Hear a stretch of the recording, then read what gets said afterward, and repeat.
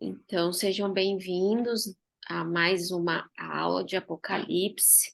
Estamos aí na nossa fase final de Apocalipse. Hoje a gente vai ver Apocalipse 19. Até comentei com vocês na aula passada que eu ia tentar fazer Apocalipse 19 e 20. Mas aí, à medida que eu fui desenvolvendo, fazendo o estudo de Apocalipse 19, eu vi que ia ficar muito grande.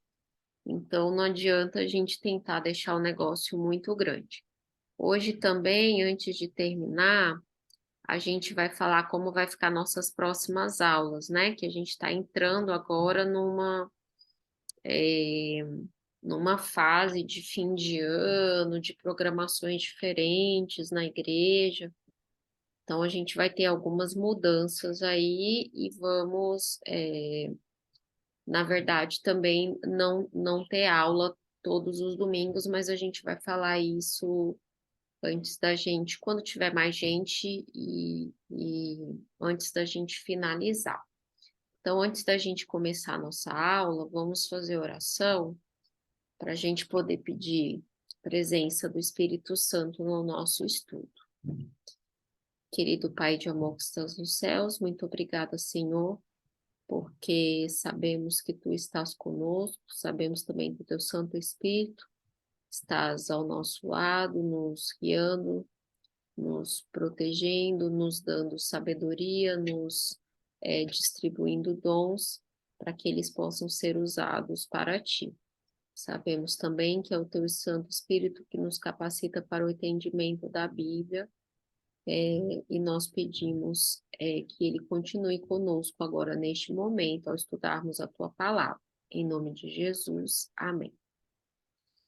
Então, vamos lá. Então, na aula passada, nós terminamos Apocalipse 18, né? Em Apocalipse 18, a gente viu o julgamento. O julgamento a gente tinha visto no Apocalipse 17. Em Apocalipse 18, a gente viu o que a gente chama de, assim, deixa eu pensar aqui no termo, a execução, isso, a execução do julgamento sobre Babilônia. Então, a gente viu tudo o que acontece com Babilônia, a gente viu realmente a destruição final e a destruição plena de Babilônia, e nós vimos os seus apoiadores, né? Nós finalizamos assim, na aula passada, os apoiadores de Babilônia e todos os ais, né? Os lamentos dos apoiadores de Babilônia. Então, a gente viu essa destruição completa e esse anúncio da queda, e claro que o Apocalipse 18, inclusive, nos dá alguns motivos pelos quais Babilônia cai também. Hoje nós vamos então entrar em Apocalipse 19. Deixa eu compartilhar aqui com vocês a nossa tela. Isso, Apocalipse 19, tá? Em Apocalipse 19, bem interessante, né? Que até o título que a gente tem seria as duas ceias. Por quê? Na primeira metade do capítulo, a gente vê uma ceia que são as ceias das bodas do Cordeiro, o anúncio dessas bodas. Mas na segunda metade do capítulo, nós vemos o anúncio, né, a execução de uma ceia assim, tenebrosa, catastrófica. E é isso que a gente vai ver hoje, o que a gente está estudando nesses dois capítulos. Então, a divisão do capítulo 19 do Apocalipse, ela vai do verso 1 até o verso 10. A gente tem uma celebração, tá? É uma celebração dos seres celestiais, da grande multidão, que é uma coisa que é repetida no Apocalipse algumas vezes. E essa celebração, ela é em resposta à condenação e à destruição de Babilônia. Nessa primeira metade, a gente também tem um anúncio das bodas do Cordeiro, que a gente vai entender hoje também o que são as bodas do Cordeiro. E a gente tem essa parte, seria o quê? Um interlúdio, o intervalinho entre a condenação de Babilônia, a execução do juízo sobre Babilônia e o aparecimento de um guerreiro rei que vem pelejar em favor do seu povo, e ele vem pelejar contra a besta e o falso profeta, ok? Então, a gente vai ver isso, tá? Na segunda parte, é Apocalipse 19, do verso 11 até o verso 21, e nós temos, então, a descrição da vinda desse Cristo, né? Ele está escoltado por exércitos celestiais e ele vem para uma guerra, para a destruição das forças do mal e para resgate do seu povo. E é isso que a gente vai ver, desculpa, nos pormenores deste estudo. Então, vamos ler a primeira partezinha de Apocalipse 19. Nós vamos ler do verso 1 ao 6, ok? Eu dividi essa parte para a gente ter uma compreensão melhor. Então, Apocalipse 19, a partir do verso 1, diz assim: Depois destas coisas, então, sempre que João fala isso, ele está tentando fazer a gente lembrar o que foi que ele acabou de dizer. Então, ele acabou de dar para a gente a ruína completa de Babilônia, a Babilônia sendo arrojada, né, para o meio do mar e afundando como uma pedra de moinho, ok? Então, ele acabou de falar isso. Então, depois dessas coisas, ouvi no céu uma grande voz de numerosa multidão dizendo: Aleluia! A salvação e a glória e o poder são do nosso Deus.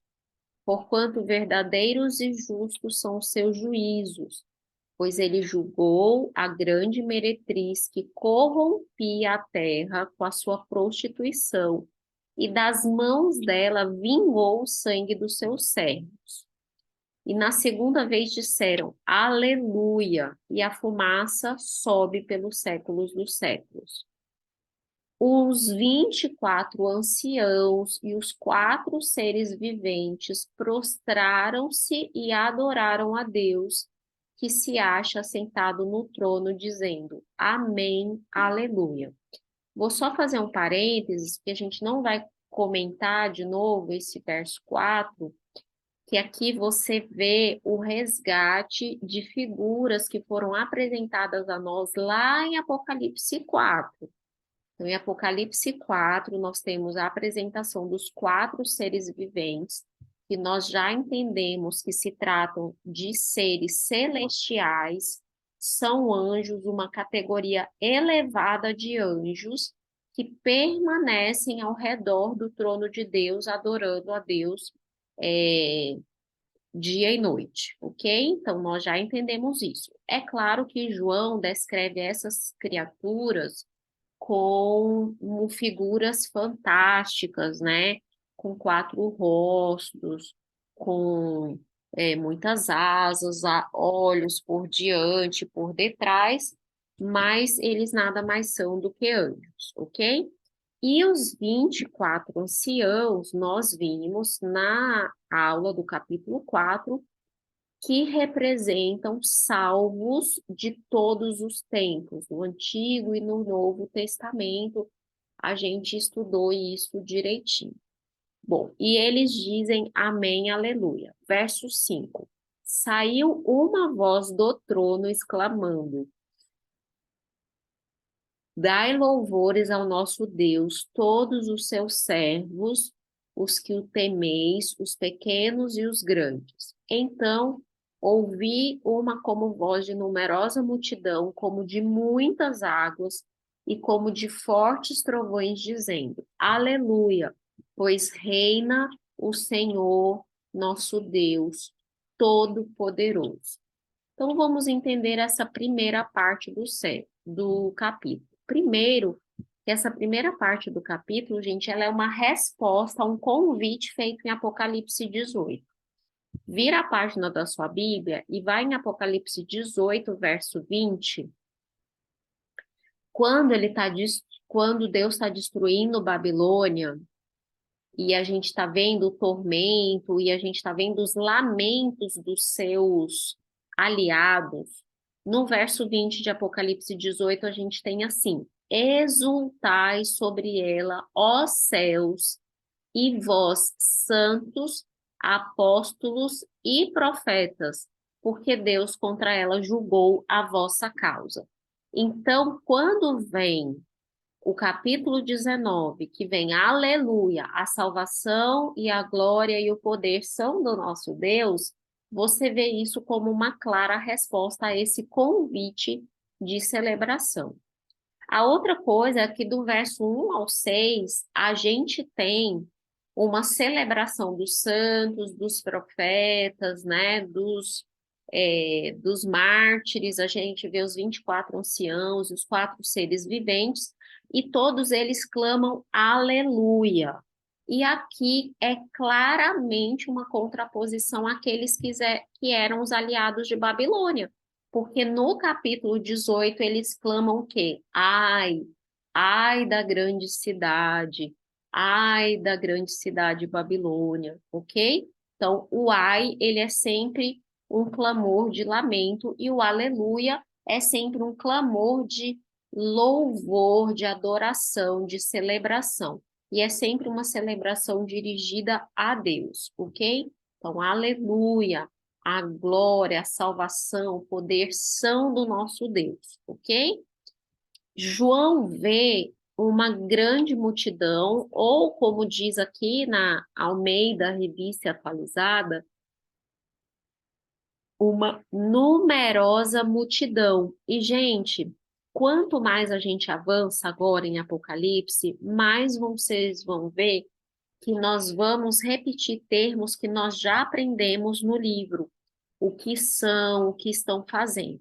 Então, a gente já entendeu que essa numerosa multidão, lá em Apocalipse 7, em Apocalipse 14, em Apocalipse 15, é a multidão dos salvos, ok? Então, mais uma vez aqui, João antevê os salvos louvando a Deus pela destruição de Babilônia. Aí você fala assim, mas Ellen, até agora a gente só está vendo os anúncios, Jesus ainda não voltou. Realmente, isso ainda não aconteceu. Isso vai acontecer agora no capítulo 20 e 21 de Apocalipse. Só que aqui nós já temos de novo João vê o povo de Deus celebrando a vitória, ok? E aqui mais do que nunca. Por quê? Porque Babilônia foi julgada e a sentença de Babilônia foi executada, ok? No verso 2, também dá 2 motivos pelos quais esse povo louva, né? Os santos louvam. Então, são 2 motivos. Primeiro, porque Deus julgou a Babilônia. Segundo, porque ele vingou das mãos dela o sangue dos seus servos. Lembram daquele, né, clamor que a gente tem lá em Apocalipse 6, que é o clamor da abertura do 5º selo, que a gente tem a visão que João vê das almas debaixo do altar clamando: até quando, Senhor, né, não vingas o sangue dos teus servos? Aqui já tem um louvor, porque o sangue dos servos foi vingado, ok?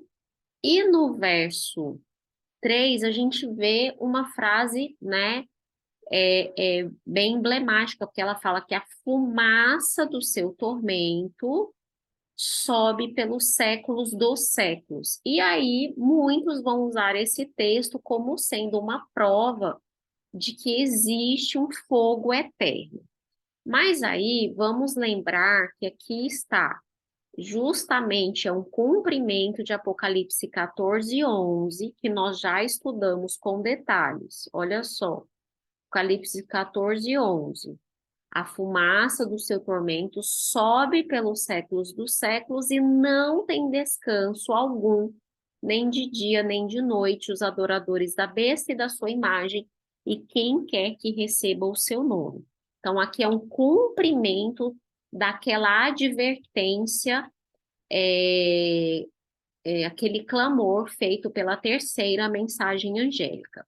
E como que a gente interpreta essa coisa desse tormento que sobe pelos séculos dos séculos? Vamos lá em Isaías 34, a gente vai ler os versos 8 a 10, tá? Versos 8 a 10. Aqui está falando da indignação de Deus contra as nações, e o clamor aqui é contra uma nação chamada Edom, tá? Vamos lembrar que os edomitas eram parentes do povo de Israel, né? Eram filhos ali de Esaú, né? Esaú, os descendentes dele habitaram ali a região do Monte Edom e os seus descendentes eram chamados de Edomitas, ok? Então, eles eram, ó, parentes, super parentes do povo de Israel, só que vocês sabem que eles descambaram, né, para uma falsa adoração, para apostasia, para para adoração de falsos deuses. E aí, quando o povo de Israel volta para Canaã, vocês sabem que eles foram os primeiros a se opor e a tentar lançar armadilhas contra o povo de Israel e nunca foram amigos, ok? Então, vamos ler Isaías 34, verso 8 a 10. Porque será o dia da vingança do Senhor, ano de retribuições pela causa de Sião. Os ribeiros de Edom se transformarão em piche, e o seu pó em enxofre, e a sua terra se tornará em piche ardente. Nem de dia nem de noite se apagará, subirá para sempre a sua fumaça, de geração em geração, será assolada e para todo sempre ninguém passará por ela. Gente, aqui nós temos então uma sentença sobre os edomitas. E aqui fala que esse fogo que cai sobre Edom nunca se apagará e a fumaça subirá para sempre. Então, será que Deus mentiu? Será que esse sempre aqui não é sempre e o sempre de Apocalipse é sempre? Na verdade, aqui nós temos que lembrar que aqui se trata do efeito, né, desse fogo e dessa fumaça. É essa coisa do para sempre, do sobe pelos séculos dos séculos, é o efeito, é a exterminação. Então, quando essa nação é exterminada, a figura de linguagem é que a fumaça subirá para sempre. Do mesmo jeito, aqui a gente tem a Babilônia, que a fumaça sobe pelos séculos dos séculos. Mas aqui não está falando de um fogo eterno, aqui está falando do efeito do fogo e não da sua duração, ok? Então, só a gente relembrar esse recurso literário que João usa para poder dizer realmente o quanto é intenso o efeito do fogo, ok? E a gente vê lá no verso 9, não, verso 6 de Apocalipse 19, que o povo grita, né? Aleluia, pois reina o Senhor nosso Deus. Por que que eles podem gritar isso? Justamente porque a Babilônia foi destruída. Então, quando eu tenho o colapso desse poder religioso apóstata do tempo do fim, isso significa o início do reinado de Deus. Uma coisa vai depender da outra, né? O reinado de Deus, reinado físico na terra, com autoridade, com plenitude, ele depende obrigatoriamente da destruição e da execução do juízo contra os seus inimigos, e entre eles está Babilônia, ok? Mas vamos avançar. Vamos ler os versos de 7 a 9, ok? Versos 7 a 9. Diz assim: Alegremo-nos, exultemos e demos-lhe a glória, porque são chegadas as bodas do Cordeiro, cuja esposa a si mesma já se ataviou, pois lhe foi dado vestir-se de linho finíssimo, resplandecente e puro, porque o linho fino são os atos de justiça dos santos. Então me falou o anjo e disse: Escreve, bem-aventurados aqueles que são chamados às ceias das bodas do Cordeiro. E acrescentou: São estas as palavras verdadeiras de Deus. Ok? Então nós vamos até aí, vamos deixar o verso 10 para a gente entender daqui a pouco. Então, aqui a gente vê o anúncio das bodas, mas o acontecimento das bodas a gente só vê em Apocalipse 21, tá bom, gente? A gente só vê em Apocalipse 21 esse acontecimento das bodas, tá? E por que esse negócio de bodas do Cordeiro? O que seria isso? Jesus usou muitas vezes a própria Bíblia, mesmo antes, obviamente, né, de Jesus vir a essa terra, foi usado muitas vezes o recurso de usar a figura de linguagem do casamento como sendo um exemplo do relacionamento entre Deus e seu povo. Vamos ler o que que Jesus fala para os discípulos lá em Marcos 2, os versos de 18 a 20, tá? É uma explicação ali que ele está dando e ele usa essa figura de linguagem.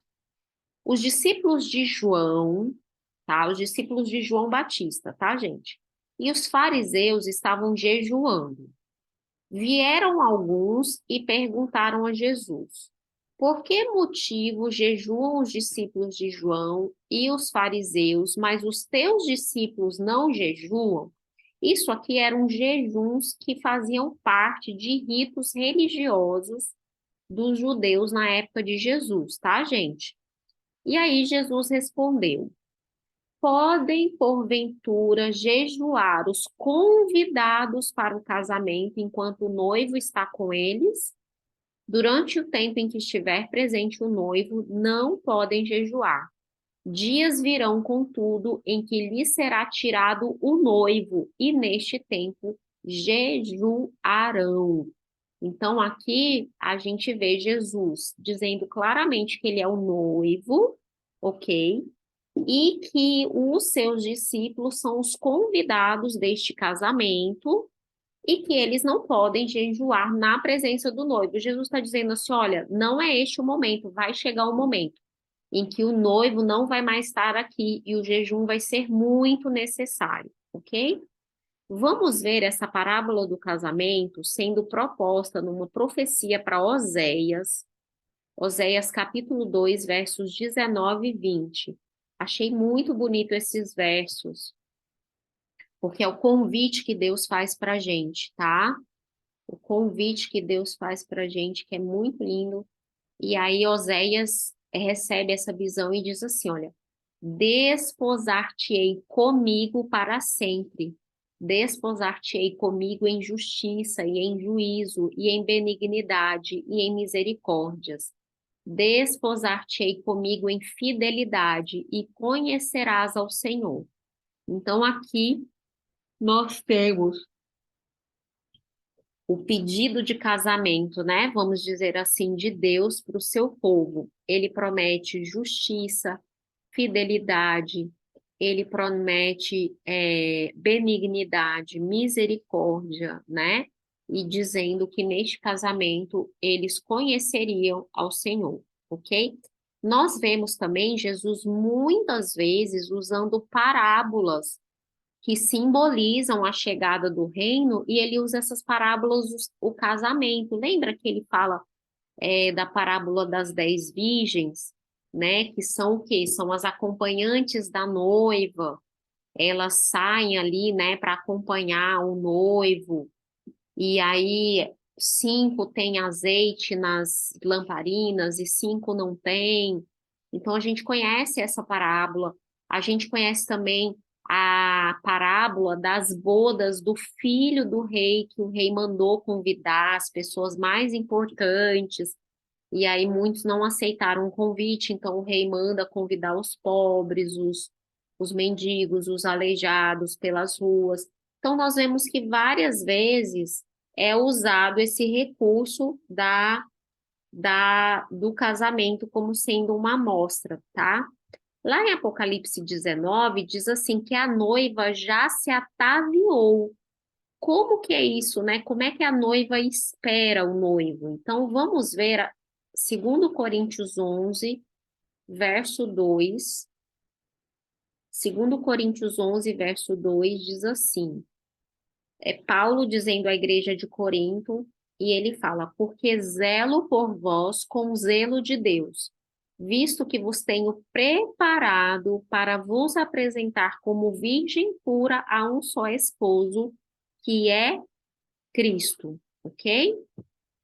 Então, aqui a gente vê Paulo dizendo que essa noiva, ela se prepara para receber o noivo. Isaías 61, verso 10, ele também mostra essa noiva se arrumando. Isaías 61, verso 10. Olha só. Regozijar-me-ei muito no Senhor. A minha alma se alegra no meu Deus, porque ele me cobriu com vestes de salvação e me envolveu com seu manto de justiça, como noivo que se adorna de turbante, como noiva que se enfeita com as suas joias. Então, aqui a gente vê o povo louvando ao Senhor, porque foi Deus quem cobriu eles com as vestes de salvação, como uma noiva se prepara. Virando aí a página, em Isaías 62, verso 5, de novo diz assim: porque como o jovem desposa a donzela, assim teus filhos te desposarão a ti. Como o noivo se alegra da noiva, assim de ti se alegrará o teu Deus. Então, mais uma vez, a ideia do casamento, né, fazendo parte aqui desse entendimento de como é o relacionamento de Deus com a sua igreja. Essa visão da noiva se arrumando aqui, gente, a gente pensa muito nos nossos dias, né, em como é o casamento. Mas vamos entender um pouquinho como era o casamento nos tempos de Jesus, tá? Então era assim, um noivo, ele escolhia uma moça, ok? Aí ele preparava o valor do dote, tá? Cada moça tinha um dote.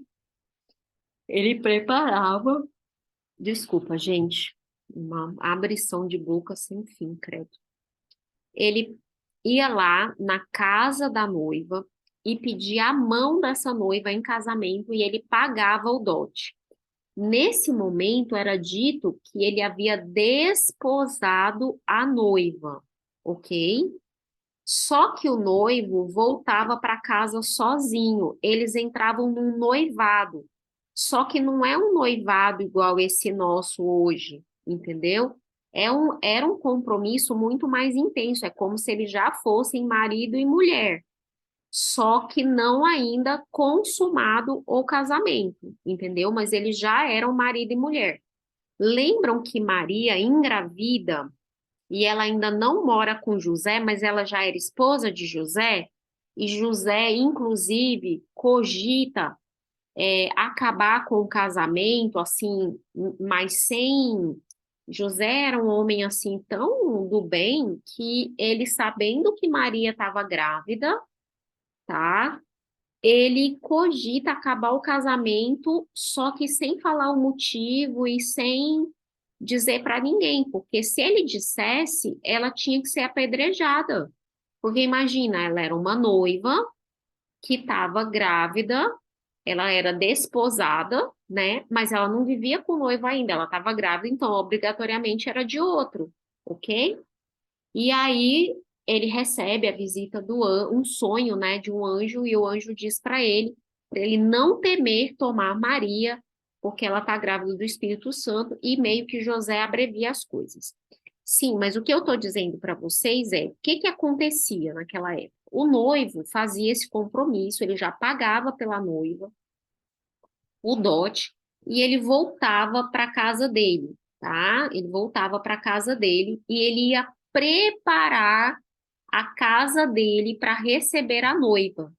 Ele ia fazer os últimos ajustes. Frequentemente, essa época durava ali em torno de um ano, ok? Era o tempo que se tinha ali para se fazer os últimos ajustes, ele preparar para ele receber essa noiva com dignidade, porque o noivo nunca podia dar menos para uma noiva do que ela tinha na casa dela, ok? Então ele tinha que realmente ter uma casa boa para receber essa noiva, tá? E aí, ao final deste tempo, enquanto isso, a noiva, na casa dela, ela se preparava. E esse preparo era de muitas maneiras, tá? Ela se preparava, inclusive, do ponto de vista de corpo, né? De fazer banhos, de fazer preparos para se embelezar para o noivo. E quando estava chegando a época certa do noivo chegar, ela começava a se vestir. Ela começava com essas vestimentas, que eram vestimentas muito especiais. Ela se cobria de joias. Nessa ocasião ali, ela poderia receber joias da família. Lembram da dracma perdida, né, daquela mulher lá da parábola? As dracmas, por exemplo, eram moedas de família que eram dadas para a noiva por ocasião desse preparo, por exemplo, entendeu? Então, era uma moeda que ali aquela família dava, né, um número de moedas conforme a posse da família. Mas então essa noiva ia se preparando. E aí, quando estava tudo pronto, era anunciada a vinda do noivo. E aí o noivo passava na casa da noiva, pegava a noiva e ele ia passando na casa dos convidados e levando aquele cortejo pelas ruas da cidade até chegar na casa do noivo para poder celebrar. É nesse sentido que a gente tem as virgens esperando, ok? Que elas estão esperando o quê? O cortejo do noivo passar. É nesse sentido aqui que em Apocalipse 19 a gente tem essa noiva ataviada esperando, ela está esperando na casa dela a passagem do noivo, ok? E aí o noivo dava uma festa na casa dele e a festa era de responsabilidade exclusivamente do noivo, tá, gente? Por isso aí até a preocupação, por exemplo, lá de Maria, mãe de Jesus, na ocasião daquele casamento em Caná da Galileia. Os casamentos duravam vários dias. As pessoas se preparavam muito, até porque tinha gente que vinha de outras cidades e tal, e ali era preparado várias refeições, e todas essas refeições sendo servidas com vinho. Então, se o vinho acabasse, indicar o seguinte, que aquela família não tinha condição de sustentar a noiva. Porque se eles não conseguem sustentar uma festa de poucos dias, como que eles vão sustentar a noiva pelo resto da vida? Então, era algo muito grave perante a família da noiva, perante os convidados, o vinho acabar no meio do casamento. Então, quando a gente entende toda essa rotina de casamento, a gente entende tanto a figura aqui de Apocalipse 19, como a gente entende várias das passagens, né, dos evangelhos que falam sobre casamento, tá bom? Então, a gente já vai entendendo aí. Aí, aqui diz: bem-aventurados aqueles que são chamados para as bodas, né, da ceia do Cordeiro, para a ceia das bodas. E aí eu queria ler com vocês dois versos que estão lá em Mateus, que falam quem são, né, esses convidados e tal, quem estará presente nas ceias aqui das bodas do Cordeiro. Mateus 8, verso 11, diz assim, olha: digo-vos que muitos virão do Oriente e do Ocidente e tomarão lugares à mesa com Abraão, Isaque e Jacó no reino dos céus. Aqui é Jesus dizendo para espanto daqueles que estavam ali, né, ao redor dele. Ele tinha acabado de curar um servo de um centurião romano. Olha só, era um centurião romano que chega para ele lá em Cafarnaum e diz: Senhor, o meu servo está sofrendo, eu quero que o senhor cure. E aí Jesus diz: eu irei curar. Ele fala: não, o senhor nem precisa ir, porque eu sei que o senhor tem tanta autoridade que basta o senhor mandar. Ele falou: eu tenho autoridade sobre os meus soldados e eu sei que o senhor tem também. Então Jesus falou: olha, eu não vi uma fé como essa em Israel. E aí ele fala que do Ocidente, do Oriente, muitos tomarão lugares à mesa com Abraão. Quem são esses muitos? Aqueles que tiverem fé, aqueles que estão sendo convidados para as ceias da bodas do Cordeiro. Vamos lá para Mateus 26, verso 9, 29. Mateus 26, verso 29. É Jesus, depois da Santa Ceia com os discípulos, olha o que ele diz. E digo-vos que desta hora em diante não beberei deste fruto da videira, até aquele dia em que hei de beber novo convosco no reino de meu Pai. Então, aqui é Jesus falando que ele não participaria de outra ceia até que todos estivéssemos juntos, né, na ceia das bodas do Cordeiro. É por isso que Apocalipse diz: bem-aventurados aqueles que são chamados às bodas. E aí, a gente acabou de ver os convidados das bodas e a gente acabou de ver a noiva. A noiva está se arrumando, a noiva está pronta, os convidados, bem-aventurados os convidados. E aí a grande pergunta é: nós somos a noiva ou nós somos os convidados das bodas? E agora, quem nós somos nessa história toda? Então, vou elucidar aqui uma coisa que eu achei muito interessante. Aqui em Apocalipse 19, e se a gente for estudar sempre esse tema do casamento, o que que a gente vê? O povo de Deus como um só, como figura, como único, assim, o povo, tá? O conglomerado é a noiva. Deus casa com o seu povo, ok? Ele casa com a sua noiva. A sua noiva é a sua igreja, ou seja, aqueles que temem a Deus, que guardam os mandamentos de Deus. Então, como igreja, nós somos a noiva. A noiva está sendo preparada. Por isso que Paulo fala, ele fala para uma igreja inteira: eu estou preparando vocês como uma virgem pura. Eu estou ensinando vocês, eu estou admoestando, eu estou corrigindo vocês de erros graves, doutrinários que vocês têm. Eu estou preparando vocês, que vocês são a noiva. Agora, como indivíduos, como membros do corpo, nós somos convidados para a ceia das bodas do Cordeiro. Então, eu, Ellen, sou uma convidada das ceias das bodas do Cordeiro. Então, bem-aventurados aqueles que são chamados, ok? Então, vocês, como indivíduos, são os convidados, mas como povo, esse povo, como um todo que Cristo vem buscar, ele vem para buscar a noiva dele. Então, a noiva é a união de todos e os convidados é o indivíduo, ok? Ficou claro essa parte? Então, sempre que vocês verem aqui uma metáfora agora de casamento para falar desse relacionamento, vocês vão ver que vai ficar muito fácil entender. Mas vamos ver aqui, porque Apocalipse 19, ele dá é, alguns detalhes sobre essa noiva, e eu queria ler novamente o verso 8 de Apocalipse 19. Ele diz assim: pois lhe foi dado vestir-se de linho finíssimo, resplandecente e puro, porque o linho finíssimo são os atos de justiça dos santos.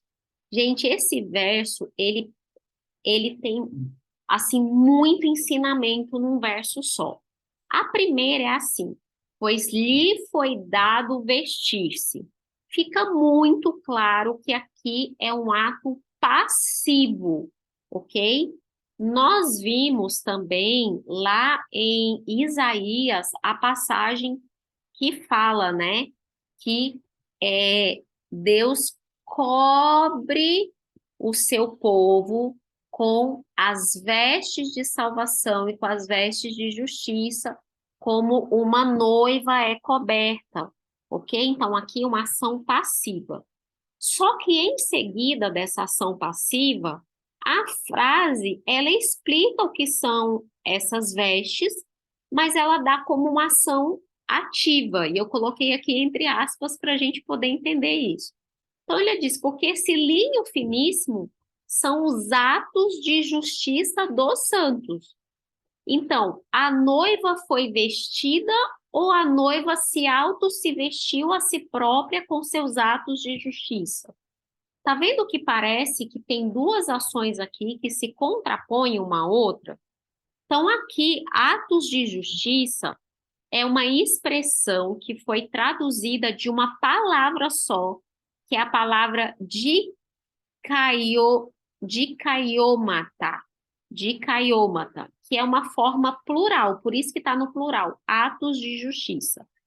E essa palavra nada mais é do que assim, aquilo que foi considerado justo, aquilo que está em harmonia com a lei de Deus, com os mandamentos de Deus, com as ordenanças e com os estatutos. Ou seja, está claramente falando que esse linho fino que recobre a noiva, ele é realmente a obediência aos mandamentos de Deus, ok?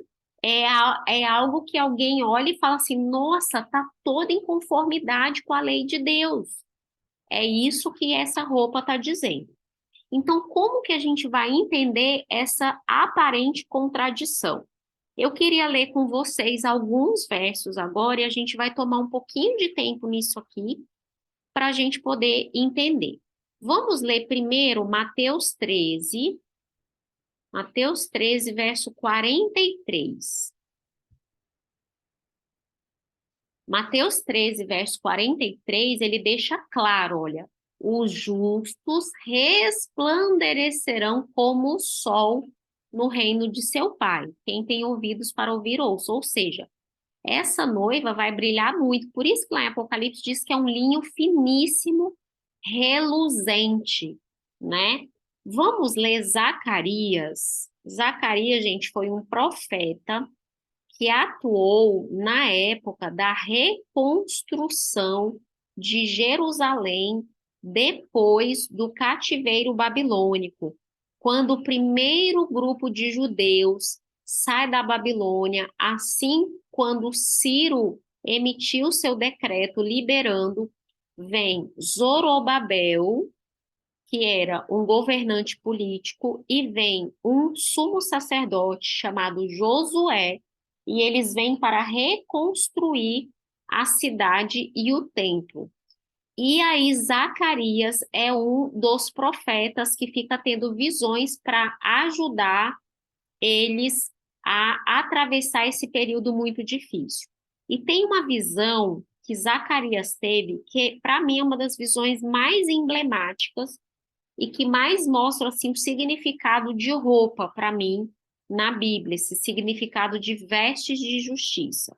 Está lá em Zacarias, a gente vai ler do verso 1 até o verso 5.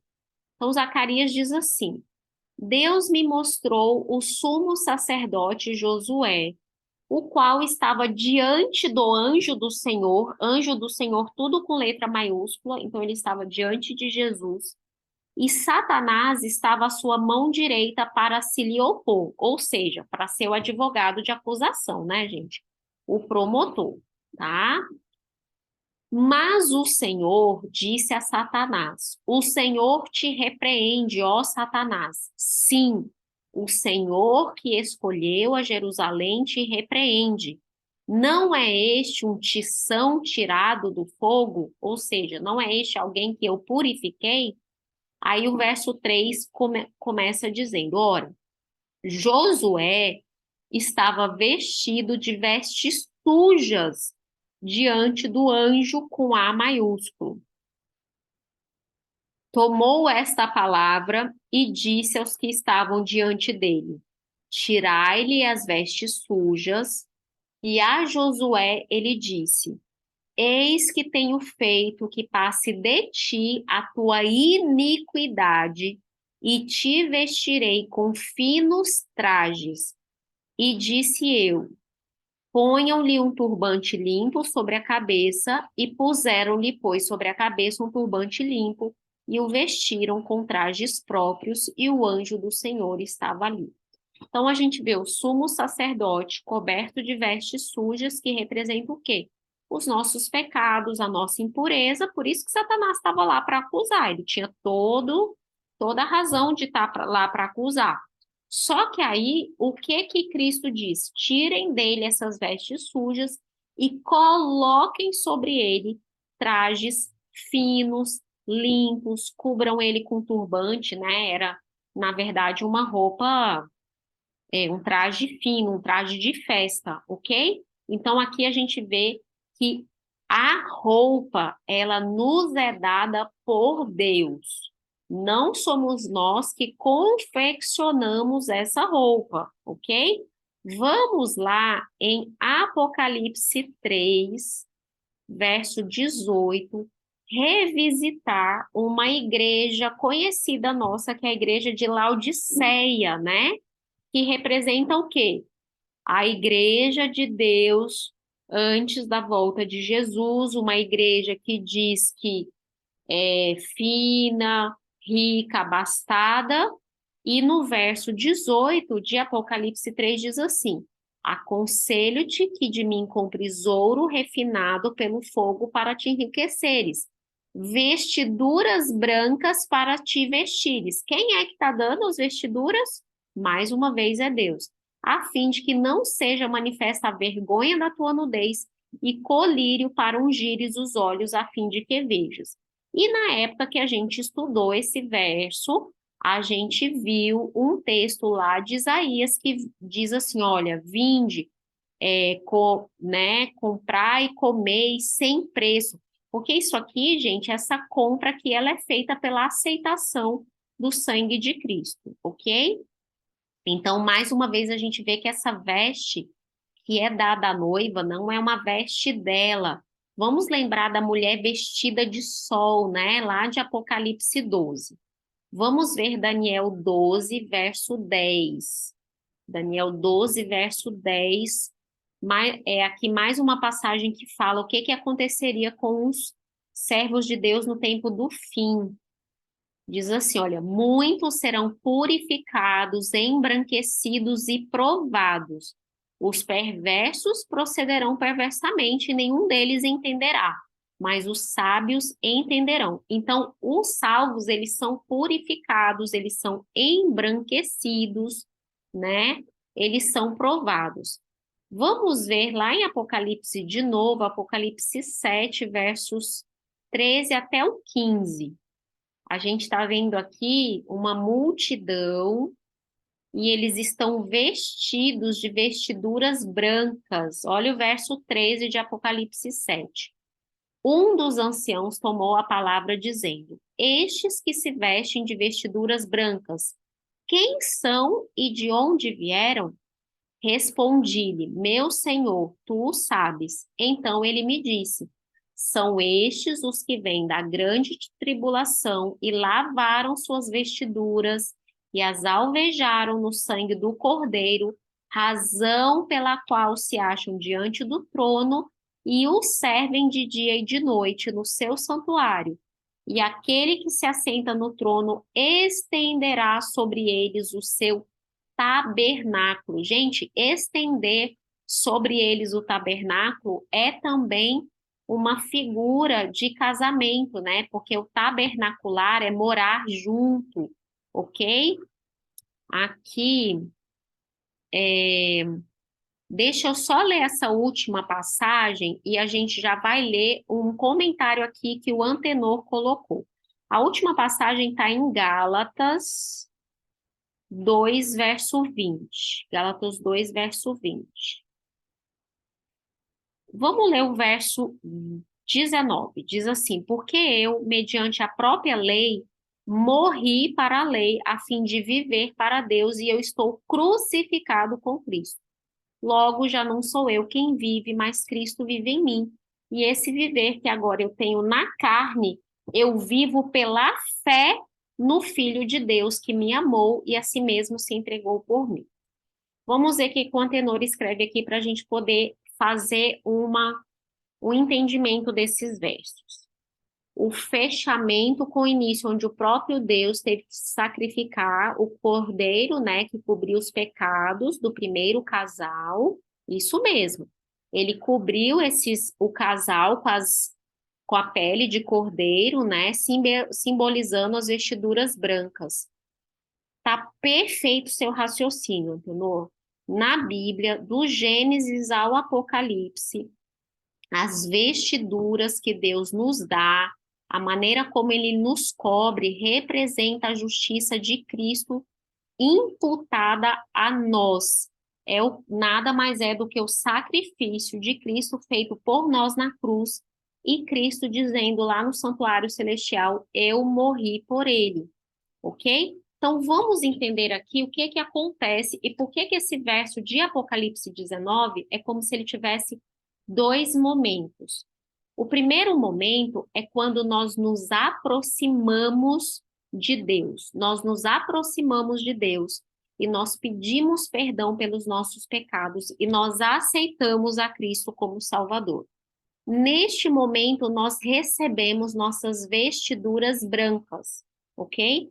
Então, neste momento, é imputada a nós a justiça de Cristo. Por que ela é uma justiça imputada? Porque não foi uma justiça que eu conquistei, ok? Não é uma justiça conquistada por mim. É uma justiça que me foi dada. Eu sou declarada justa, embora não seja. A partir daí, começa um segundo processo, que é o processo de purificação. Mas, Ellen, você não acabou de dizer que a pessoa vestiu vestiduras brancas? Sim, mas nós temos que lembrar que nós estamos falando aqui de uma remodelação de caráter. Por que que Paulo diz assim? Esse viver que agora eu tenho na carne, eu vivo pela fé no Filho de Deus. Paulo está dizendo assim, olha, gente, se eu fosse viver do jeito que eu quero, eu não ia me apresentar diante de Deus do jeito que tem que ser, mas eu vivo pela fé em Cristo. Não sou eu quem vivo, mas Cristo vive em mim. Quando a gente soma isso a Gálatas, né, 5, se a gente pensar em Gálatas 5, os frutos do Espírito, ora, mas o fruto do Espírito é amor, alegria, paz, mansidão, longanimidade, bondade, benignidade, domínio próprio. Então, a gente vê o amor como um fruto de quem? Do Espírito Santo. Então, aqui, nesse verso de Apocalipse, o que a gente vê? Uma igreja que foi vestida com a justiça de Cristo e que o Espírito Santo renovou dia a dia para que ela pratique atos de justiça. Esse é o branqueamento que fala lá em Daniel, né? É todo esse preparo, é as vestiduras que foram lavadas no sangue do Cordeiro, lá em Apocalipse 7. Então, você vê o seguinte, nós recebemos a justiça de Cristo, aí você vai falar assim, então tá, eu recebo a justiça de Cristo e a partir daí eu tenho que me conservar limpo? Não, gente. Quem limpa a gente é Deus também. Na verdade, não é a gente não faz nada desse processo. O nosso papel é entrega, ok? Então, diariamente eu me entrego ao poder do Espírito Santo na minha vida. Diariamente eu peço, Senhor, por favor, toma conta da minha vida, me molda, me transforma, me modifica, tira de mim o orgulho, tira de mim a avareza, coloca em mim bondade, mansidão, benignidade, longanimidade, me torna paciente, me torna pacífica, ok?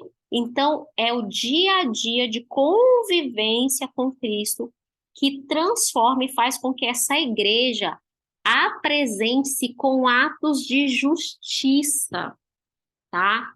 Gente, eu vou até achar uma passagem que Paulo fala. Peraí, eu vou achar aqui, porque eu acho que essa passagem é emblemática. Que Paulo ele diz assim,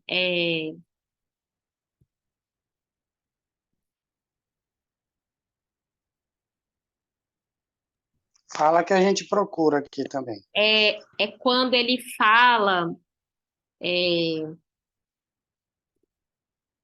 das obras que foram preparadas de antemão para nós. Aqui, ó, Efésios 2, verso 10. Diz assim, olha só, somos feitura, peraí, somos feitura dele, criados em Cristo Jesus para as boas obras, as quais Deus de antemão preparou para que andássemos nelas. Então, gente, vocês veem, quando a gente estuda a Bíblia, né, toda, e assim, todos os, as vezes em que aparece essa figura das roupas, das vestes de justiça, a gente vai tendo entendimento como que isso se processa. Então, o que que a gente está vendo nesse verso de Apocalipse 19? Nós estamos vendo justificação e santificação no mesmo verso. E é claro que eles não são dois processos separados. Ah, primeiro eu sou justificada, depois eu sou santificada. Não, Paulo diz que Deus só justifica aqueles que ele vai poder santificar. Então, e é tudo ao mesmo tempo. Enquanto eu estou me santificando de algumas coisas, eu estou me justificando de outras. Eu estou recebendo perdão por outras. E isso é um processo, ok? Mas essa noiva é dado a ela uma roupa, e aí, porque ela andou atrás do cordeiro, por onde quer que ele ia, porque ela lavou suas vestiduras no sangue do cordeiro, a noiva se apresenta com linho finíssimo, que são os atos de justiça, ok? E aí aqui a gente lembra da contraposição. A noiva se apresenta de linho fino, resplandecente, né, perante Deus, que são os atos de justiça, e a Babilônia de Apocalipse 19 se veste como? Se veste de escarlata, né, de coisas o quê? Que o dinheiro poderia comprar, ok? Por quê? Porque a Babilônia, ela tem uma justiça que é própria. Ela não lavou as vestiduras dela no sangue do cordeiro, tá? Então, esse verso 8, gente, assim, para mim, ele é um dos versos mais importantes de Apocalipse 19, tá? Se a gente estudasse esse único verso, a gente ficaria com o suprassumo deste capítulo, porque ele mostra, assim, realmente como é importante, né, para a gente essa questão, tá?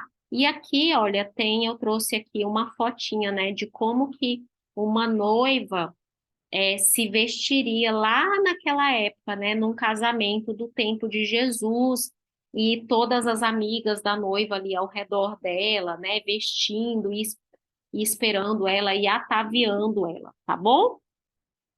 Então, vamos continuar. E aí, nós temos Apocalipse 19, verso 10, que nós já até demos uma pincelada neste verso quando a gente estudou Apocalipse 12, verso 17, né? Ora, aqui está a,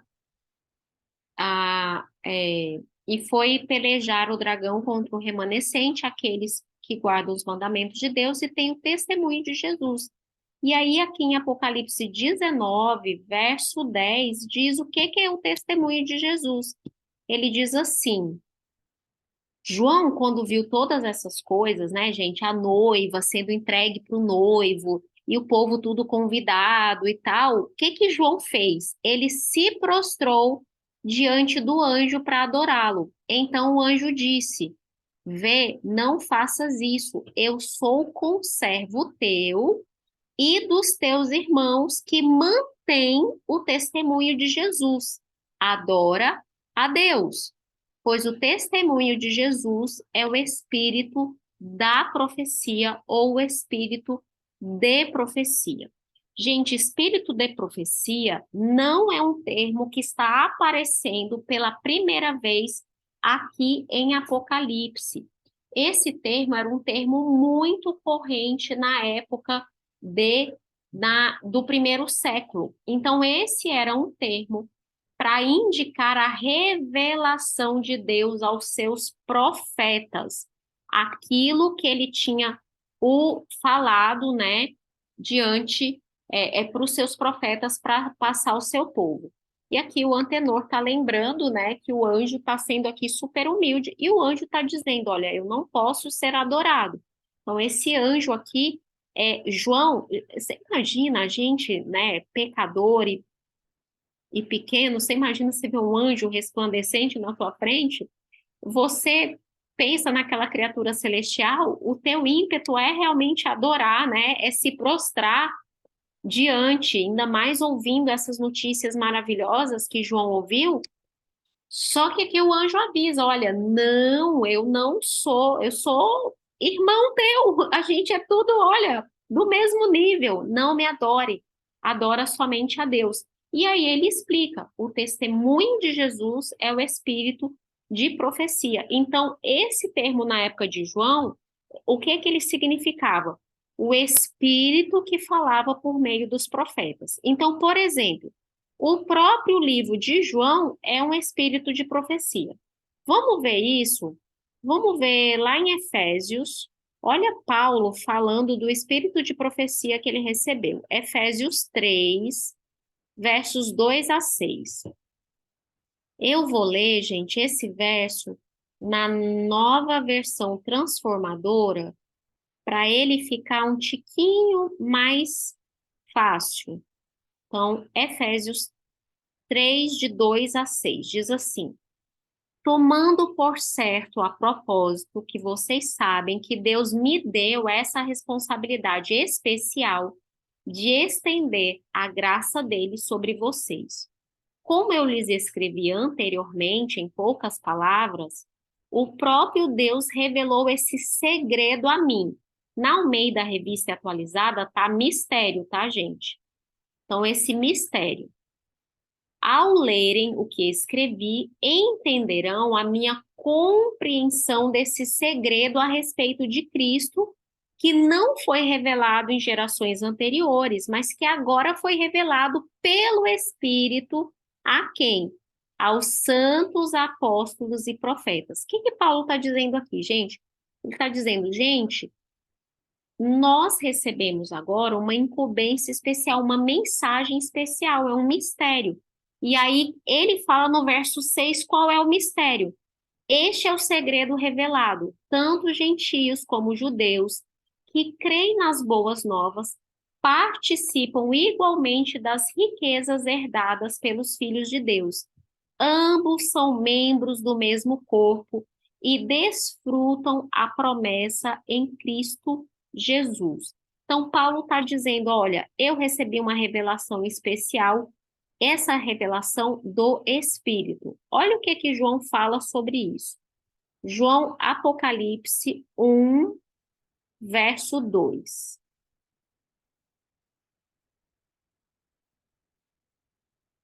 Vamos ler o verso 1 também, para ficar mais fácil a gente entender. Revelação de Jesus Cristo, que Deus lhe deu para mostrar a seus servos os acontecimentos que ocorrerão em breve. Ele enviou um anjo para apresentá-la ao seu servo João, que relatou fielmente tudo o que viu. Este é o relato da palavra de Deus e do testemunho de Jesus Cristo. Então, aqui nós temos o quê? Nós temos João dizendo que ele recebeu uma revelação, que ele está recebendo o testemunho de Jesus e que ele está escrevendo tudo. Vamos ver o que ele fala fechando o livro lá em Apocalipse 22. Apocalipse 22, verso 6. Disse-me ainda, estas palavras são fiéis e verdadeiras. O Senhor, o Deus dos espíritos dos profetas, enviou o seu anjo para mostrar aos seus servos as coisas que em breve devem acontecer. Então, gente, o testemunho de Jesus é a revelação profética especial dada ao seu povo. Coisa super importante. Todos nós temos o dom profético? Não.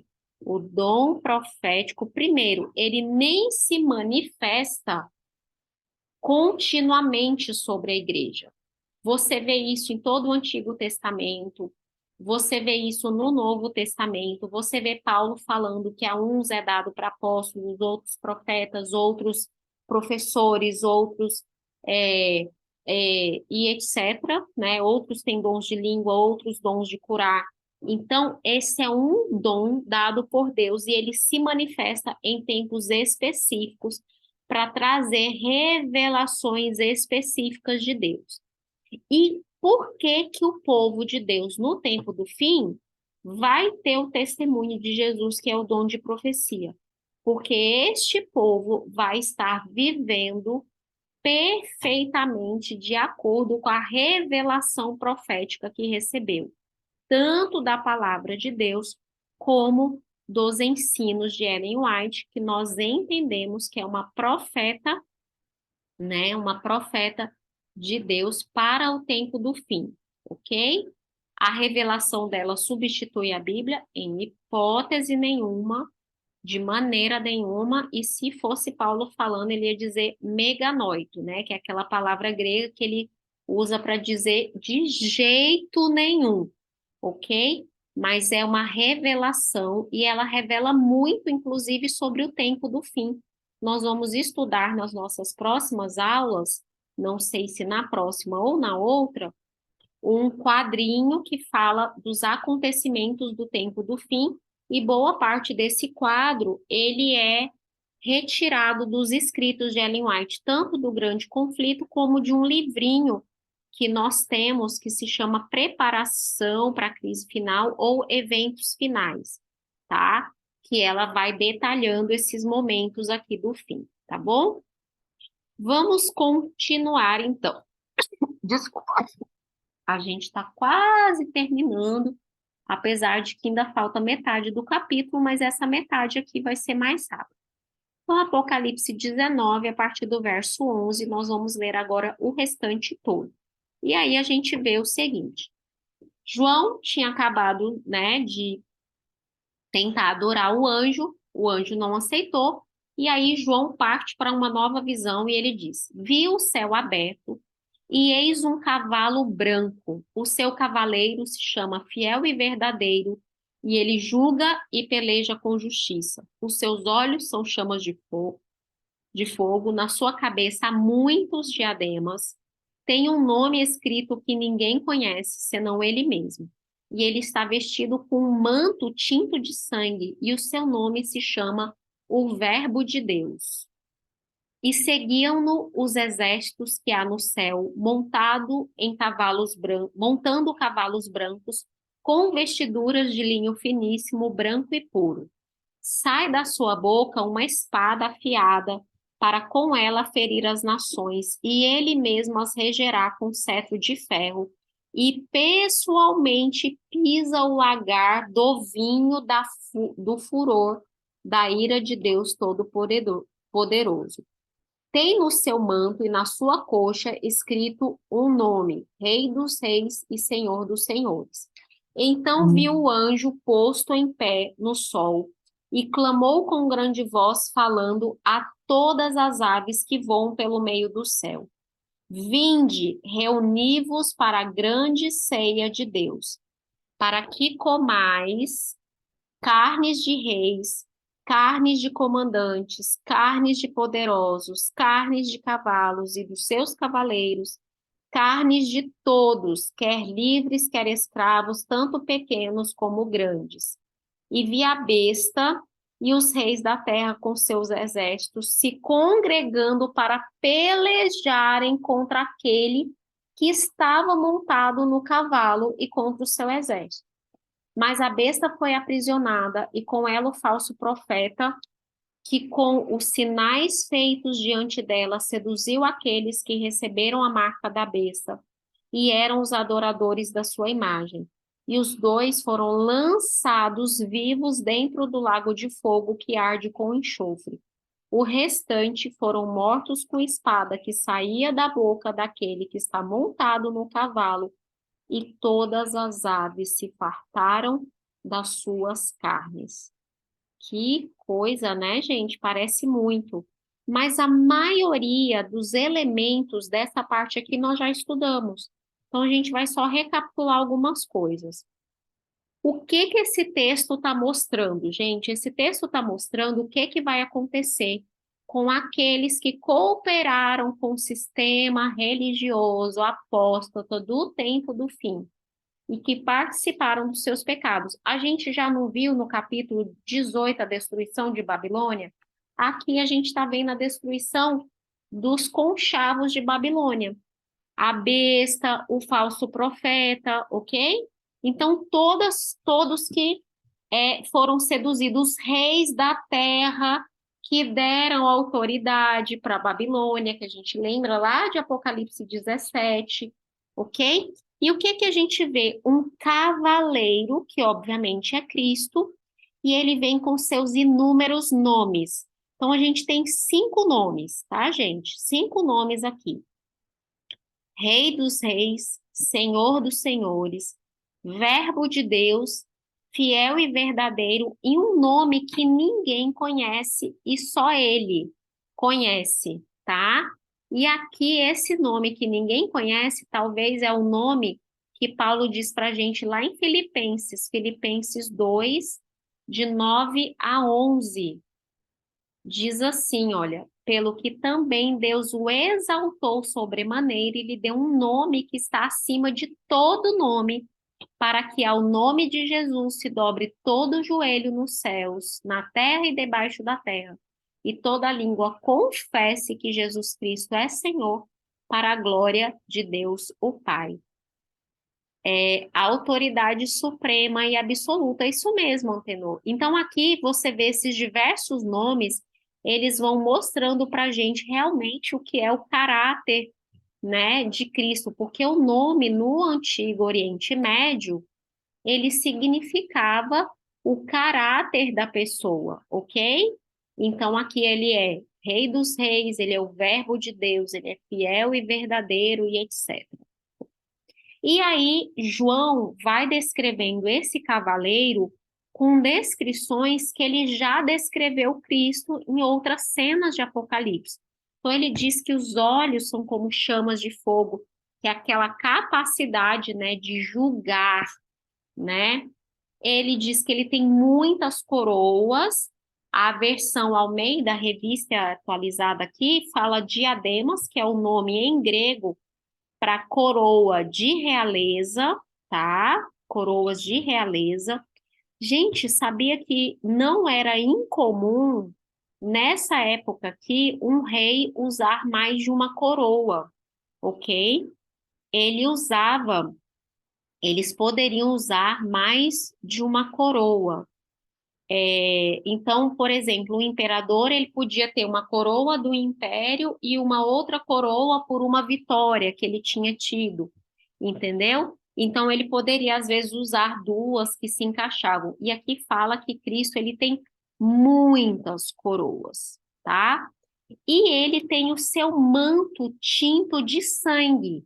Mas aí a gente vê a descrição de uma guerra. Só que essa guerra ainda não começou. Por que que o manto de Jesus já está sujo de sangue?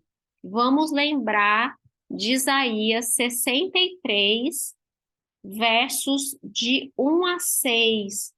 A gente já até viu e a gente tem aqui no próprio Apocalipse 19 o porquê, porque fala assim que ele mesmo pisa o lagar. Lembra que o lagar é aquele local onde são pisados aqueles que adoram a besta e a sua imagem? Vamos ver lá em Isaías essa profecia, tá? Diz assim, olha: quem é este que vem de Edom? de Bósra, com veste de vivas cores, que é glorioso em sua vestidura, que marcha na plenitude de sua força? Sou eu que falo em justiça, poderoso para salvar. Por que está vermelho o seu traje e as tuas vestes como daquele que pisa as uvas no lagar? E aí ele diz: o lagar eu pisei sozinho, e dos povos nenhum homem se achava comigo. Pisei as uvas na minha ira, no meu furor as esmaguei, e o sangue me salpicou as vestes e me manchou o traje todo, porque o dia da vingança me estava no coração e o ano dos meus redimidos é chegado. Olhei e não havia quem me ajudasse, e admirei-me não haver quem me sustivesse, pelo que meu próprio braço me trouxe a salvação e o meu furor me susteve. Na minha ira pisei os povos, no meu furor embriaguei-me derramando por terra o seu sangue. Aqui, gente, é a vingança de Deus, né? E aqui a gente vê, então, por que que o manto de Jesus, quando ele vem para essa guerra, por que que ele já está sujo, né, de sangue? Vamos ler, então, aqui e entender por que que o, esse cavaleiro, ele é seguido por né, por um exército de também santos que estão em cavalos brancos. Vamos ver que exército é esse. Primeiro, vamos ver lá em Apocalipse 16, verso 12. Quando a gente leu esse verso, ficava difícil para a gente entender, agora fica mais fácil, que é o derramamento da sexta taça, né, do sexto flagelo, e diz assim: derramou o sexto anjo a sua taça sobre o grande rio Eufrates, cujas águas secaram, para que se preparasse o caminho dos reis que vêm do lado do nascimento do sol. E nessa época aqui, a gente viu que esses reis que vêm do lado do nascimento do sol nada mais é do que Cristo com seu exército, né, vindo para nos libertar. Vamos ver Mateus 24. O que que Mateus 24 fala da volta de Jesus? Como que Jesus vem? Mateus 24, de 30 a 31. Então aparecerá no céu o sinal do Filho do Homem. Todos os povos da terra se lamentarão e verão o Filho do Homem vindo sobre as nuvens do céu, com poder e muita glória. E ele enviará os seus anjos com grande clangor de trombeta, os quais reunirão seus escolhidos dos quatro ventos de uma a outra extremidade do céu. Então, Jesus vem com milhares e milhares de anjos, né? O Antenor está lembrando aqui, né, que de Gênesis a Apocalipse, esse sangue mostra que houve derramamento de sangue, né? Batalhas, guerra, morte, né? E aí tem gente que ainda acha que ainda foi de graça a salvação. Realmente, a salvação, ela é de graça para nós, mas custou o sangue do Filho de Deus. E a gente vê que esse guerreiro, ele está com a boca dele, né, tem uma espada afiada. Peraí.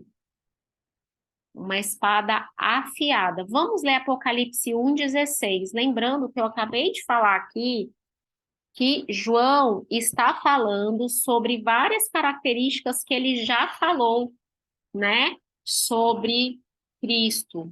E aí ele diz: ai, gente, desculpa. O Tomás está tentando guerrear com o meu braço. Desculpa, gente. Para, pessoa. Para. Desculpa. Então, Apocalipse 1, verso 16, diz assim: tinha na mão direita 7 estrelas, e da boca lhe saía uma espada afiada de 2 gumes, e o seu rosto brilhava como o sol na sua força. Então, a gente vê que não é a primeira vez que Cristo é descrito como tendo uma espada afiada saindo da boca dele. E ele pessoalmente pisa o lagar do vinho do furor da ira do Deus Todo-Poderoso. Vamos ler isto. Isso aqui, gente, é o cumprimento lá de Apocalipse 14. Lembra que Apocalipse 14 nós vimos o recolhimento dos santos como se fossem trigos, né? O trigo que tinha sido colhido, e nós vemos as uvas, que são os que adoram a besta, sendo pisadas no lagar.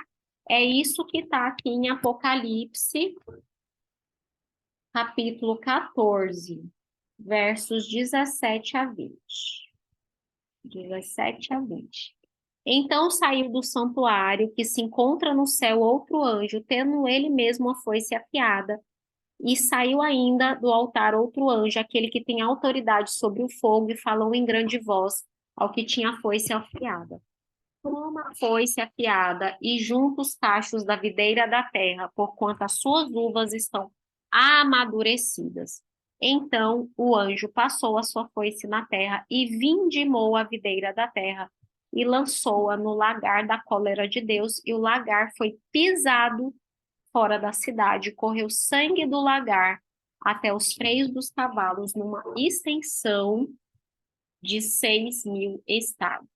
Então, a gente vê que essa coisa de pisar o lagar é também uma profecia de como vai se cumprir a ira de Deus sobre aqueles que fazem o mal. E vamos agora entender os nossos últimos versinhos lá de Apocalipse 19. A primeira é que sai um anjo do sol e ele fala a todas as aves que voam pelo meio do céu: vinde, reuni-vos para a grande ceia de Deus. Gente, só um minuto que eu vou ter que tirar o Tomás daqui. Tá impossível. Vem aqui, pessoa.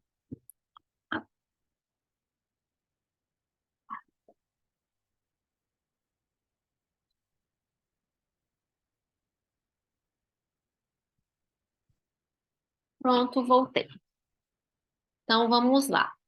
Então, o que que quer dizer isso? Gente, que figura, né? Todas as aves do céu se reunir para comer carne de grandes, de poderosos, né? Isso também está lá em Ezequiel 39, versos 17 a 21. Lembra que João usa muitas figuras de profecias contra nações pagãs em Apocalipse. Então, ele usa muito Ezequiel e Isaías, né, gente? Tanto de passagem que a gente já leu deles. E aí, vamos ler dos versos 17 a 21, que diz assim: Tu, pois, ó filho do homem, assim diz o Senhor Deus, dize às aves de todas as espécies e a todos os animais do campo: ajuntai-vos, vinde, ajuntai-vos de toda parte para o meu sacrifício, que eu oferecerei por vós. Sacrifício grande nos montes de Israel, e comereis carne e bebereis sangue. Comereis a carne dos poderosos, olha aqui, igualzinho lá em Apocalipse, hein, gente? E bebereis o sangue dos príncipes da terra, dos carneiros, dos cordeiros, dos bodes, dos novilhos, todos engordados em Bazã. Do meu sacrifício que oferecerei por vós, comereis a gordura até vos fartardes, e beberei o sangue até vos embriagardes. A minha mesa vós vos fartareis de cavalos e de cavaleiros, de valentes e de todos os homens de guerra, diz o Senhor. Manifestarei a minha glória entre as nações, e todas as nações verão o meu juízo, que eu tiver executado, e a minha mão que sobre elas tiver descarregado. Então, aqui realmente uma figura para mostrar Deus operando o juízo dele, né, sobre as nações apóstatas. E isso a gente vê lá em Apocalipse novamente. Então, o que que acontece com aqueles reis, com aqueles que deram toda a sua autoridade, ricos, poderosos? Só que lá em Apocalipse fala que é livres, escravos, ou seja, todos aqueles que adoraram a besta e a sua imagem vão ser traspassados à espada, no sentido de que serão mortos. Tá bom? E a gente vê em Apocalipse 19 que fala que a besta e os reis da terra, com seus exércitos, estão congregados para pelejarem contra aquele que está montado no cavalo e contra o seu exército. E a gente já viu a profecia disso que ia acontecer lá em Apocalipse 16. Apocalipse 16, verso 16, diz assim: Então os ajuntaram num lugar que em hebraico se chama Armagedon. Então, aqui, gente, é a execução dessa batalha, que é a Batalha do Armagedon, ok? A batalha que se dará num local chamado Armagedon, que a gente já estudou isso quando estudou Apocalipse 16. Vocês já sabem que é uma figura de linguagem, né? Essa batalha. Mas vamos ver como vai ser essa batalha, ok? E aí eu queria terminar com essas duas passagens. Segundo Tessalonicenses 2:8, 2 verso 8. Segundo Tessalonicenses 2:8 diz assim: Então será revelado o iníquo, a quem o Senhor Jesus matará com sopro de sua boca e o destruirá pela manifestação da sua vinda. Então aqui a gente já vê que não vai ser bem uma batalha, né, gente? Porque não existe chance para o exército inimigo. Esse exército já é um exército vencido, já foi profetizado, né? Tudo sobre a queda dele. Virando algumas páginas para trás, em 1 Tessalonicenses, desculpa, 2 Tessalonicenses, capítulo 1, versos de 8 a 10. Diz assim, olha: Em chama de fogo, tomando vingança contra os que não conhecem a Deus e contra os que não obedecem ao evangelho do nosso Senhor Jesus. Estes sofrerão penalidade de eterna destruição, banidos da face do Senhor e da glória do seu poder. Então, qual é a eterna destruição? É eles serem banidos da face do Senhor e da glória do seu poder, quando ele vier para ser glorificado nos seus santos e ser admirados em todos os que creram naquele dia, porque foi crido entre vós o nosso testemunho. Então, o que que Paulo está dizendo? Que no dia da revelação, né, no dia da volta de Cristo, todos serão destruídos e estarão para sempre distantes, então, da face do Senhor. O Apocalipse 19, ele termina dizendo o que foi feito, né, da besta e do falso profeta. Ele diz, olha, verso 20, a besta foi aprisionada e o falso profeta, e com os sinais, né, que fazia sinais diante dela, e os dois foram lançados vivos dentro do lago de fogo que arde com enxofre. Gente, se a besta é um termo figurado, se o falso profeta é um termo figurado, o lago de fogo para onde eles vão também é um termo figurado. Aqui está dizendo realmente daquela aniquilação. Esses poderes que até então seduziam a terra, a besta, né, que nós sabemos aqui que essa aqui é a besta do mar, é a primeira besta de Apocalipse 13, é a besta que tem a ferida mortal curada, é a besta que representa o poder papal, né, que vai retomar o seu poderio, que vai lançar aí mão de um poder civil e político para obrigar a adoração do domingo. Então, a gente vê que esse poder vai ser destruído para sempre. E a gente tem também a destruição do falso profeta. Quando a gente estudou o capítulo 15, eu tinha dito para vocês que o falso profeta era o segundo nome da besta da terra, que é a representação quê? Do poder dos Estados Unidos, né, como nação que vai emprestar o seu poder para seduzir os habitantes da terra para que eles adorem a besta. Mas é muito mais, gente, do que o poder dos Estados Unidos como nação. é o poder dos Estados Unidos como protestantismo apostatado. Então, as igrejas protestantes vão dar o seu aval, vão emprestar o seu aval também para que a besta seja adorada, para que o domingo seja implantado como dia de guarda, mas a gente vê em Apocalipse 19 o fim desses poderes, ok? Então, o lago de fogo e enxofre nada mais é do que uma figura que mostra aí essa aniquilação, essa destruição completa. Então, até agora nós vimos a destruição da Babilônia, da besta, do falso profeta, dos reis, né? Aqui o verso 21 diz, olha, os restantes foram mortos com a espada que saía da boca daquele que está montado no cavalo.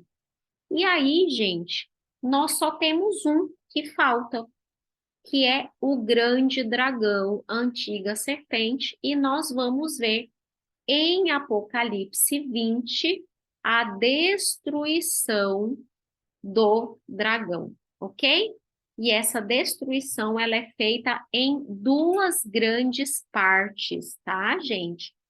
Uma na volta de Jesus é feito um tipo de juízo sobre o grande dragão, e aí durante 1000 anos esse dragão fica preso e depois ele finalmente é destruído, e a gente vai ver isso então no nosso próximo estudo, ok? Nós vamos fazer oração, mas vocês que estão aqui comigo, não saiam só para eu poder explicar algumas coisas do nosso calendário tumultuado de dezembro, tá bom? Das nossas aulas, tá? Então vamos orar. Querido Pai de amor que estás nos céus, muito obrigada, Senhor, porque a tua palavra é fiel e verdadeira. Assim como aquele anjo disse a João, essas palavras são verdadeiras e elas realmente vão acontecer. Essas palavras, elas têm o peso, Senhor, da tua palavra, ela tem o peso do seu caráter, é a sua revelação para nós. Então, Pai, nós só pedimos que elas se cumpram e que nós estejamos entre aqueles que estão aclamando o Cordeiro que vem em nome do Senhor. Nós aclamaremos, Pai, bendito é aquele que vem em nome do Senhor. Muito obrigada por tudo, dê-nos uma boa semana e esteja conosco em nome de Jesus. Amém.